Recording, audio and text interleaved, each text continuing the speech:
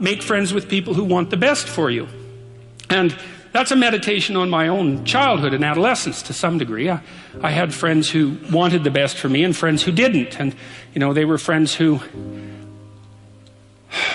some of them were aiming up and some of them were aiming down. And if you have a friend that's aiming down and you do something that's aiming up, then they're generally not that happy about it. They try to top your accomplishment with one of their own, hypothetical or real, or put down what you're doing, or offer you a cigarette if you're trying to quit and you've kind of done that successfully, or a drink if you've been drinking too much and are trying to stop being an alcoholic, or they're cynical and bitter and devoted towards no good. And sometimes that's family members too, and sometimes it's even part of you, But this chapter is an injunction to people, is like you have an ethical responsibility to take care of yourself, you have an ethical responsibility to surround yourself with people who have the courage and faith and wisdom to wish you well when you've done something good, and to stop you when you're doing something destructive.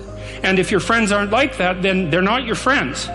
And maintaining your friendships with them might not even be in their interest. And so it's a tricky argument to make, because I'm not saying, whenever anyone's in trouble, you should, push them into a ditch and then give them a couple of kicks. That's not the idea. The idea is that, but I had a couple of rules I didn't write about. One was be careful about whom you share good news with, and another was be careful about whom you share bad news with. And those rules ring in people's minds quite quickly. A friend is someone you can share good news with, You go to them and you say, hey, look, this good thing happened to me. And they say, look, I'm so happy that happened to you. Like, way to be. And they don't think, God damn it, why didn't that happen to me? And you didn't deserve it. Here's a bunch of reasons you're stupid and why it won't work. It's like, that's not helpful. And so I would say, if people are, the other thing people are doing, if they're trying to drag you down, let's say, is they're trying to see if you'll put up with it.